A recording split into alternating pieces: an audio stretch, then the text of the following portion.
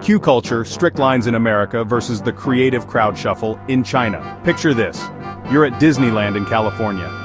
The line for Space Mountain winds around the park, and everyone stands perfectly still in single file, clutching their phones, quietly waiting. Nobody dares cut in, nobody dares push forward.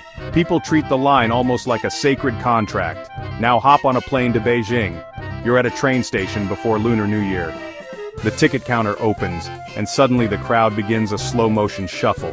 It's not chaos exactly, it's more like a dance.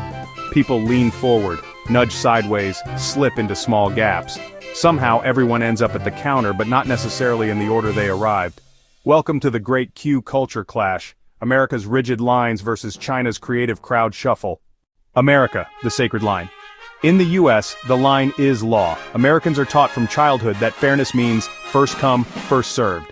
Whether it's at Starbucks, the DMV, or the airport, the expectation is simple. Stand in line, don't cut, and wait your turn. Cutting in line is practically a crime against humanity. If someone dares to sneak ahead, Americans don't stay quiet. You'll hear shouts of, "Hey, there's a line!" or passive-aggressive coughs and glares so sharp they could cut glass. Entire sitcoms have been built around the drama of line cutting. Even when no one is watching, Americans form lines. At bus stops, they automatically line up. At self-checkout machines, strangers negotiate line order politely. It's not just order, it's identity. The American line is democracy in action. One person, one place, one turn. China, the creative crowd shuffle. In China, lines exist, but they operate under different rules. In less formal settings, like busy train stations, food stalls, or ticket counters, the line is more of a suggestion than a contract. When the doors open, people surge forward in a kind of synchronized shuffle. It's not that people want to be rude, it's survival logic. In a country of over 1 billion people, waiting politely might mean waiting forever. If you leave even a tiny gap, someone will slip into it. The crowd shuffle is less about breaking rules and more about adapting to limited space and huge demand. And it's not complete chaos. There's a rhythm to it. People shuffle, elbow slightly, and somehow it all balances out. You get your ticket, your noodles, your bus seat. It just might take a bit of nudging. The grocery store test. Let's imagine the same situation in both countries. You're at a supermarket checkout. In America, everyone lines up behind a single rope. Customers glance nervously at each other, making sure nobody cuts. The cashier calls next, and the next customer steps up. If someone tries to sneak into the front, the entire line unites in outrage. In China, customers hover around the counter like satellites. When the cashier looks up, multiple hands shoot forward with cash or QR codes. Whoever gets the cashier's attention first is served. It's less line and more fastest reflexes win. The psychology of fairness versus efficiency. The difference reflects deeper cultural values. Americans see fairness as the highest priority. A line ensures equality. No one gets special treatment. Cutting the line feels like breaking trust. In China, efficiency and opportunity often matter more. If you see a chance to move forward, you take it. It's not necessarily unfair, it's just smart. Why let space go to waste? And if someone beats you to the counter, well, maybe they were quicker or more determined. Public transport adventures. Nothing illustrates queue culture better than buses and trains. In America, at a bus stop, people form a neat line. When the bus arrives, they board one by one. Even if the bus is half empty, no one dares skip ahead. The order is sacred. In China, at a crowded bus stop, people gather near the doors. When the bus arrives, there's a polite push, a collective surge. No shouting, no fights, just a tide of bodies moving as one. The first seats go to the quickest. It's a contest, but everyone accepts the game. At train stations during holidays in China, the scene can look like a rock concert entrance. Families clutching luggage inch forward in unison. Someone elbows ahead, someone squeezes through, and yet somehow, everyone makes it onto the train.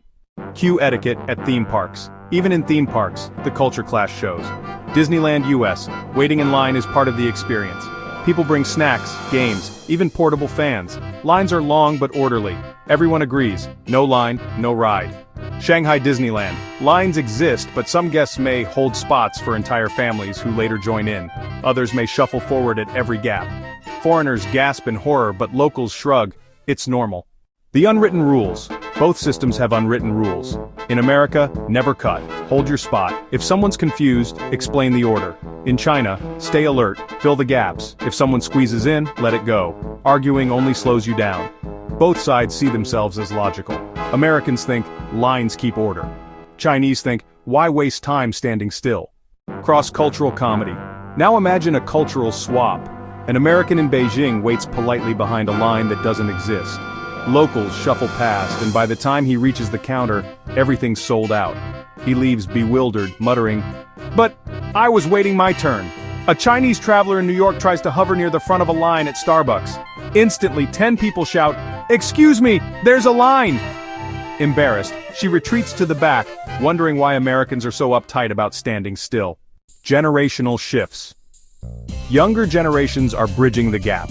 In China's bigger cities, orderly lines are becoming more common, especially in subways and airports.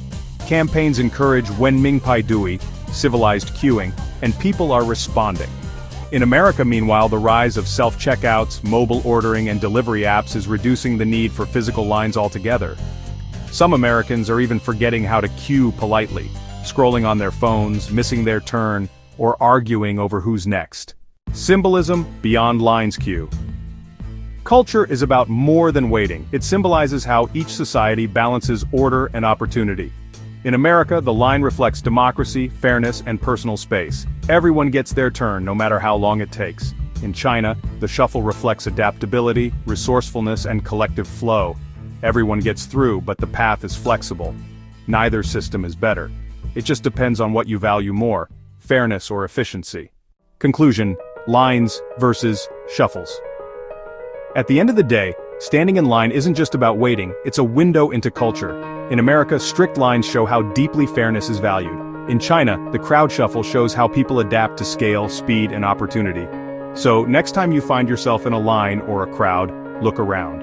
Are you in a sacred American single file or a creative Chinese shuffle? Either way, you'll eventually reach the counter. The only real difference is how much nudging it takes to get there. Because whether you're standing stiffly in line or shuffling with the crowd, one truth is universal. Everyone just wants to get to the front. If you enjoy our videos, please like and subscribe to our channel, The Culture Clash Cafe. Don't forget to turn on the notification bell so you'll be the first to know when we release new content.